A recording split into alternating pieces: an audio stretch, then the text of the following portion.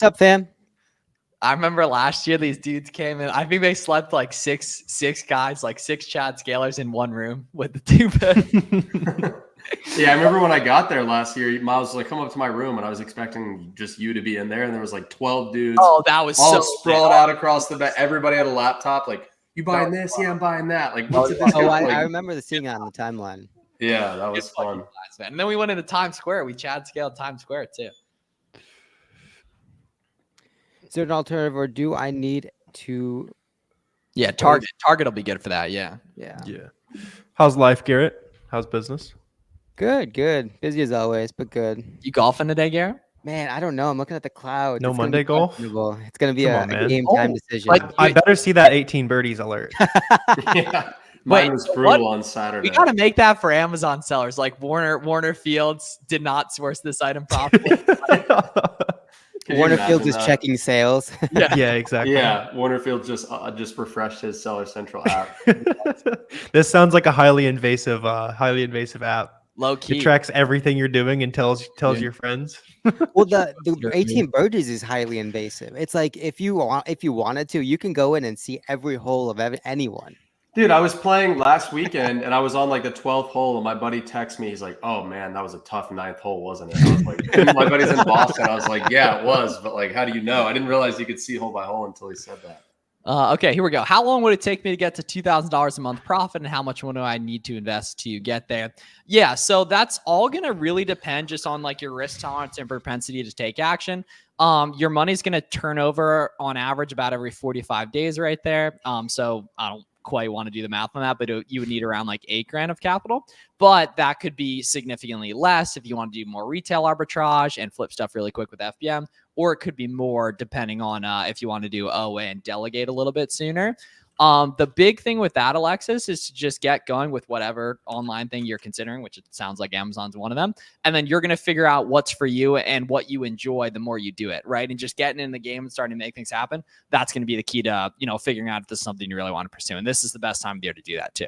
But it can't be stated enough how tangibly faster retail arbitrage and curbside pickups can potentially be. Because if we actually compare them side by side, if you place an order, it could be at your prep center, or place an order online, it could be at your prep center in 2, 3, 4 days. They take 2 or 3 days to fulfill. Then it goes to an Amazon fulfillment center, which could take up towards of a week or 2. Then FC transfer, right? So you're talking about the difference of 3 to 4 weeks potentially, as opposed to placing a curbside order at Kohl's or Dick's Sporting Goods and having that stuff listed same day. Likewise, going to a retail arbitrage store, right? Marshall's, TJ Maxx, Burlington Coat Factory. You could have that stuff listed in the store and sold that night, day after, so on and so forth. So the difference is going to be 4 weeks, essentially. And then if you compound that time after time after time, it's going to be night and day, the difference of comparing your business to FBA compared to FBM. Garrett B wearing the Mr. Beast hat there. For RA, do you need an invoice or just a receipt? Yeah, so it's kind of clouded in terms of what those are, and it like low key, your opinion on that pretty much solely is dictated by how fast your first ungate was, right? That like it literally basically is completely dictated based on that. But yeah, we're just using email receipts these days. In-store receipts I've seen work. They're not even close to as reliable though. So just focus on online stuff. So say you're find something profitably that's Puma in store, just go ahead and buy something cheap with Puma online to unlock the entire brand and just like sell break even basically. And just a huge ungating tip for you guys too, especially if you're in the position where you've submitted the same order receipt, or you've submitted the same invoice and Amazon's just rejecting it, and you know that it's legitimate. So a lot of times just changing something about what you're submitting can kind of help push it through. So sometimes changing the file name to ASIN and then the word invoice. And then sometimes like going into the file and circling the product name, or circling the number of units, or circling your information as the seller to make it crystal clear, hey, this fits all your requirements. Sometimes that's all it takes to get it pushed through. But in general, as long as your information's correct, right, it'll go through eventually. Interesting theory there in private chat. Right there. Made my first 1K in sales yesterday. Let's go. That's awesome. Keep it up. Keep it up. So make sure you storefront stock those ASINs and find more winners from there.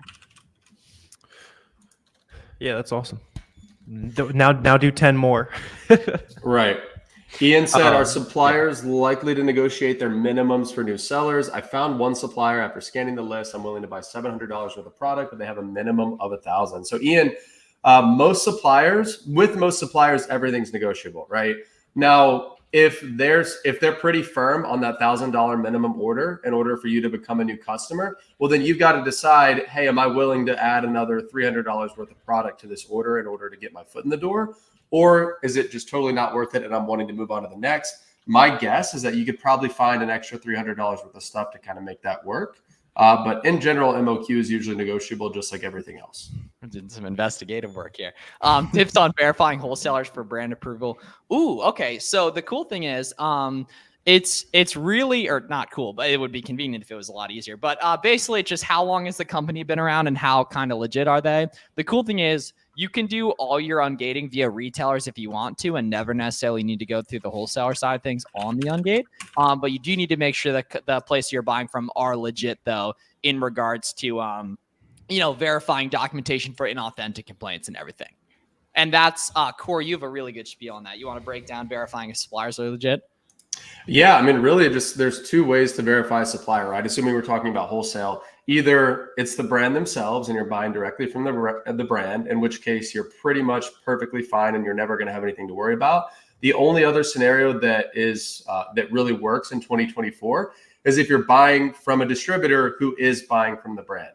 So unless you're buying from the brand or buying from somebody who is, then you're taking a big risk and it's not worth it in 2024. So that's really the two ways that I verify. In the US, do wholesalers expect you to be an LLC? Yeah, you want to be a real business if you're trying to do wholesale. They'll want to see they'll want to see your resale permit and your business license or LLC typically. Exactly. And the reason for that is because the word wholesale implies that you're buying as another business, right? It's a business to business transaction. So if you're just trying to buy from them at wholesale, but you're just, Joe Schmo, they're not going to sell to you. You've got to be a business entity. That's a good point. The guy that got shut. Yeah. All right, Corey, explain that, because I legitimately thought you got shut down. Yeah. I got clickbaited by Corey. ago. I watched most of your video. Yeah, and that happened back in May, right? And basically, we just went through the Section 3 situation that a lot of people have gone through. Luckily, it did not shut us down fully like it does to a lot of people, but that risk was very real. I mean, there was a period of about a month or a month and a half where I didn't even buy any new inventory because I was afraid that Amazon could shut me down at any time while that review was going on. But luckily, we got through it. We were buying directly from the brand or from a distributor for the most part, and it was all good. So that's kind of like the wake-up call is, hey, unless you're buying from one of those two types of scenarios that I just mentioned, then you're probably taking a risk. Unless you're doing OA and buying from like a big retailer, you're going to be fine. Yeah. Didn't the deadline pass and you hadn't heard anything? So technically, if you read like the wording, it's if you don't schedule your call by the deadline, then they will suspend you. But so like the deadline passed so we didn't have the call yet, but I had scheduled it. So that's why we didn't get suspended. Yeah. You guys have heard of CSM brand reviews. I think, Corey, you might have been the first one ever to get a JS review. Actually, I honestly don't even know what that means. Yeah, it's called a jump shot review. Most people don't know about it. God damn it. Jeff Bezos himself. We got baited. They did to your account. Yeah. We got baited. Yeah. Jump shot review there. Yeah. Weston asked a good question. How can you better network with other Amazon sellers? Great question. It means you're taking this stuff seriously. You know the value. Just kind of number one, there needs to be a real profile pic there on the YouTube streams. With a little bit of boxes behind you. Just post what you're up to on social media, hop in free Discords, that type of thing. Answer questions, people you know you can help out, and then shoot DMs to anyone you see publicly posting sales bars that are similar to yours. Because you probably know similar amounts of information. You can swap info, and then everybody wins. You only need 2 to 4 sellers to talk to, on a weekly basis, and that makes we just feel recorded a treasure. good podcast episode digging into this, and I think the most important thing is just being authentic. Right. It's understanding that everyone has some value to contribute to the marketplace. And that maybe that value is you are not afraid to say, hey, I had no money. I'm really looking to source the highest ROI items. Who's in my position? There's guaranteed to be 5, 6, 10 other people that don't have money looking to really bootstrap it all the way up. Right. And those are the people that you could really resonate with. And so with whether it's your second week in the business or second year in the business, everyone has something to contribute to the Amazon sphere, and you just have to be really willing to be authentic in your content. And those are the people that are going to meet the genuine relationships that matter and that will last. Might catch a stray lead from Uncle Flips in the DMs. Who knows? I found Puma slides, which look extremely profitable, but have different listing names. Yes, you're going to be fine. Focus on what the picture looks like. All the time, titles are going to be slightly different. And that I literally like, because the problem is that websites name stuff differently, right? So like the same pair of slides on Puma will be a different name than the same slides on Foot Locker, because Puma doesn't need to say that they're Puma, but Foot Locker does. Right. So by default, then the title is going to be different. So just focus on what you see in the picture. And as long as the title's like 50 to 70% correct, and it's verifiable from the title that that's what they're getting, then it'll be the same thing. Because there's a ton of stuff that's like Nike gymnastics shoes and like Adidas sandals, and it'll be like a nice like black and gold pair of Idolette shower slides that Corey probably wore in high school type of vibes. Exactly. Right. I mean, most people are purchasing with their eyes, right? Visually with the picture. And you also have to understand, right, that there's going to be a ton of listings where the bullets are not maybe don't make sense, or the bullets are broken, right? But most people are shopping on their phone. And so I think the first bullet or two shows up, maybe even no bullets, but really all that they can see is the picture, the title, and that's pretty much what they're buying off of based on their phone. It's a low-key good piece of customer psychology there from G-Body Benz. Yeah, How do you pay yourself? Good question. Pay yourself like as little as possible to start. I like the idea of paying yourself 1%. It's a good like psychological, oh, this money's real. I paid for my coffee this week. Oh, I paid for a new video game, second month, whatever it is, right? And then once you can comfortably pull like, something that replaces your 9 to 5 or something like that, at least doubling that profit number that you really want to be pulling, then start to consider that. So if you're making, where does the Lambo fit into this, Warner? that's month. That Which the one? Lambo is month 3. The Lambo is month 3 after your first No, you just 2K. put it on the platinum. Or the 2K revenue is a Right. Lambo. $100 revenue is a Rolex. You got to start in debt. It makes you grind harder. I believe and found a mega that. UK market. Any idea what to focus on for Q4? Yeah, so Q4 is just going to be an amplified version of what you already sell, because everything's going to do better then. A lot of people make the mistake of like really pivoting and trying to do like a lot of toys during Q4, which you're not going to lose like that. You're just going to miss out on output of going harder on your stuff that you already really know does well and trust. And that is super underrated advice, right? That goes along with something that I talk about all the time, is like owning a niche and mastering a niche, right? It's so much easier, Miles, exactly like you said, to just master that portfolio of products that you already carry, or those brands that you already carry that do well for you, than it is to, take a month or two out of the year to like try to learn a whole new niche just to try to run it up during Q4. Now, like you said, that does work, but it would probably work a lot better and honestly be a lot easier if you just double down on the stuff that's already working for you. Because that's the thing about Q4 is, yeah, toys and these certain products sell more during Q4, but everything sells more. So you might as well just do what you're already doing, just do more of it.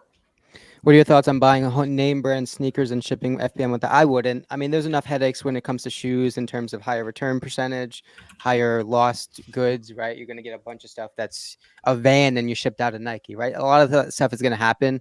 I would just minimize headaches. I would just, if you don't have the box or if it's on the back wall at the Nike outlet, I would just skip over it and keep it moving. Fact. There's going to be enough things to create headaches in the business that are out of your control. You might as well minimize where you can. Absolutely. Looking to get into wholesale, been learning a plan and like to hit the ground running soon. Any suggestions? Ideally, you have a little bit of arbitrage products that you can kind of start with, right? So you know how fast some of that stuff can sell. So start hitting up like any local suppliers you can. Really, the name of the game with wholesale is just how many phone calls can you make to make that one connection. Yeah, It might take you one. You might get really lucky. It might also take you 500. So just keep some arbitrage cash flow, and then keep calling brands that you find that are pretty good for you there. Yeah, put the younger siblings to work too, Kyle. As well. That too, yeah. Are these automatically applied by Amazon? Doesn't cut out my profit margins. Yeah, that would be like, I mean, probably illegal if they were lowering, you know what I mean? Like they were discounting your products on purpose. Yeah. What are y'all's net worth? OA seems scammy. Hey, man, you don't gotta be here, man. You don't gotta be here, right? No one's telling you to be here. This is a very difficult way to make money, right? This is a very big difficult way blue to- brain. Yeah. As he has a blue brain as his profile picture. W profile. Jumps on the OA live stream. No. I have Yeah, significantly. I live a significantly worse life than most people think I do. What do you- Target is not working. Yeah, no car. I got a unicycle in Pennsylvania. That probably goes towards the network. It's from I need to see that video. I need to see It this is- the video. fact that you don't own a car but do own a unicycle Yeah. is amazing. Corey, this dude was dribbling while he was unicycling and Oh, doing, I've heard the and doing a stories. layup line while he's trying. Well, I mean, while he is unicycling. That's legendary. Right, in terms I of like love your it. lifestyle and like the things that you have, like, can you buy a jump shot, or is that not applicable? Bruh, I've given you the jump shot for free so many times. Is Webstron invoices good for ungating? Oh yeah, for sure. Any of those types of sites, Randy, like Webstron. What are some of those? Oh, like EE distribution, like online wholesalers. They're not going to be great for finding stuff profitable, but they are going to be phenomenal for ungating certain brands. I remember sourcing some OA stuff off Webstron back in like 2018. That's the first time I've heard that website in forever. That was a good one back in the day. But yeah, I think it's kind of beat these days. Grant said Dylan Sawyer is in 500K debt as we speak. That was such a hilarious. Inventory rich, cash poor. That's the motto. Yeah. If I find a product that sells well, there's a variation that's sold out but has a high percentage of the reviews for that variation. Should I buy it so that I'm the only seller? Jace, it's not a bad move, right? Chances are if that variation has the most reviews, it's probably getting a large portion of the sales. And it's either sold out because just people bought all the ones that are available, or maybe it's discontinued. There could be a number of reasons why it's no longer in stock. But yeah, it wouldn't hurt to throw up a few units, see how it does. And if it does well, then go a little deeper on it. I love you, Batman, bro. Deadass answer, Family Guy. Oh, Batman. Yeah, no, we got Family Guy. We got you. Yeah, you would just polybag him, man. Yeah, you'd polybag him, man. Make sure they have like the cardboard like little holder thing that you would pick up at like a Marshalls or whatever. Damn. Yeah. We working on it, Dakota. We working on it, man. I do live in Miami though, so I can walk everywhere. Okay. I'm gonna learn. What are the best brands to start out with? Whatever you have an interest in that has a bunch of other resellers on it. So, like for example, I love playing basketball, so shoes and clothing, Puma, Under Armour, Nike, Adidas, for example. Those currently aren't open to new ones. Puma and Under Armour are. Converse, New Balance. Dude, he's killing it with New Balance earlier today. Brooks, Hoka on sneakers, Asics. That's my jam. You might be into makeup. Find some reseller-friendly makeup brands. You might be into video games. Do that kind of stuff. Yeah. Uncle Fletch, what's up? What a little out of pocket there. When storefront Wait. stocking, you mostly come across wholesale stores. How can you find OA? Yeah, good question. Just look at any like a lot of the brands that you'll see Miles and I looking through on YouTube, especially any big clothing brands are like almost definitely arbitrage sellers because there's no wholesale. A lot of like big beauty brands will be the same as well. Really, just any site you see having a good sale, you can probably look back and they're probably mostly Well, Is there so any reason- that man's very honest. He is very honest. Yeah, respect on that. Yeah. Is there any particular reason you would stay away from a listing with no featured offer? No, not necessarily. There is actually a reason to search for offers with or listings with no featured offer, because a lot of times that means that the price is typically higher than usual. Right. So just to kind of understand the back end a little bit, Amazon usually shuts off the buy box when they don't agree with the price point. Right. And typically that means where something's priced at like 55 and it typically is like 20 or 25. And so if you load up Keep a Product Finder and search for products and listings without a buy box, along with some other kind of like filters that would narrow down the search a little bit, you're going to probably find a lot of inflated markets. Now, those are not necessarily things that you want to FBA, but if you can be quick, join FBM, list 5 units, pick them up, retail arbitrage, that sort of thing, you can make some good money doing that. Yep. When storefront stocking, start on OA products. So if you go to like a Puma product or an Adidas product, those are going to be OA sellers or RA sellers. On there. Nah, don't buy from Temu. Unfortunately, Daniel, Temu stuff, it's similar to like Alibaba, for example. It's not name brand, to my knowledge. Target's good for ungating everywhere, y'all. Yeah, Target's good for ungating everything. Is Hookah safe? I see they're flagged for IP. You always check the listing, right? There's a lot of brands that flag the IP alert for, across the entire brand, but there may be only 1 or 2 listings that are actually problematic. So regardless of if there's like a IP flag or not, always check the listing. Make sure that the offer count's consistent. There's no super big drop-offs, and you should be good. There's a lot of brands like that, right? So I know Yeti has one, but if you stay away from Yeti, you're likely going to be good. Hoka's likely probably the same way. And one more point I wanted to make, this is from an earlier question, right? The guy that said, hey, I'm coming across a bunch of wholesale seller storefronts. I can't find any OA storefronts. Well, I would say when you come across a wholesale storefront, don't just get rid of it, right? Just spin up a Google sheet and throw the storefront of every wholesale seller you see in there. And over time, as you accumulate more of those storefront links, you can do storefront stalking with wholesale the same you can do it with online arbitrage, right? I found tons of great products for wholesale just by storefront stalking other wholesale sellers. So I'd file that information away, right? Don't get rid of it, because if and when you ever go to add wholesale to your business, you've got a huge head start and a lot of stuff to source there right in front of you. Trying to get engaged in New Balance.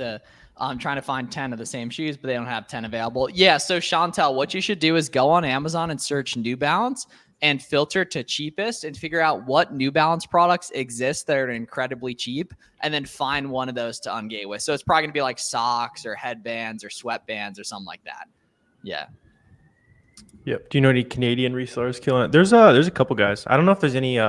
Is there anyone public who's Canadian? Everyone just starts doing Amazon US. Yeah. It's fairly similar to the UK, and that I know a bunch of great guys that are crushing Amazon US from the UK, a couple of them, but I don't really know too many people that focus predominantly on Amazon UK. It's fairly similar to the Canada kind of thing. Yeah. Yeah. If you're in Canada, a lot of people like make your first couple $1,000, make sure you like it, and then just get a Prep Center and do it all in the US. Cool. I'm going to do a little speed run here. How do you tell if it's a wholesale storefront? By what they sell. So if they have Puma and New Balance and Under Armour and Nike and Converse and Lego, those are going to be resellers, right? But if they have Colgate and Crest and a bunch of other listings that are crazy fast selling, but only have like between 3 and 15 sellers, and like all the listings are like that, and they're super cheap, and the retail prices are insanely off from what you would need to be profitable, that's going to be something you're going to want to, or that's something's going to be wholesale.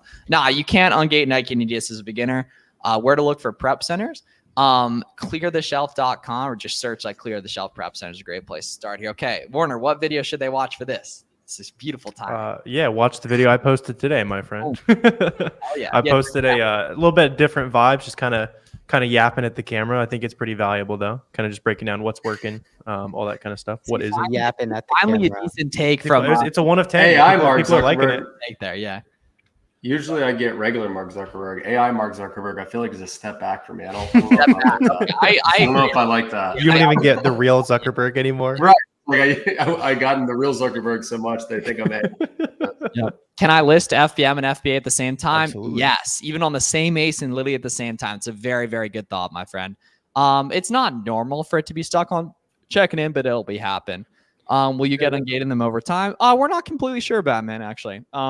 It's kind of in Amazon's court. It is weird though. It's been 4 months and they haven't made it that's like a weird thing. I don't know what they're doing. Ivan, I'd probably stick to products where there's consistently over like 4 or 5 sellers. Yeah. Anything that's 1 or 2 or 3 is likely too good to be true. Okay, because John, you're not adding in the FBM cost, which is going to be the FBM shipping cost. So when you factor the FBM on SellerAmp here, as we finish up for today, you're going to need to put in the FBM cost, which is going to be your FBM shipping cost. And the way you're going to get that is you're going to go to howtofbm.com.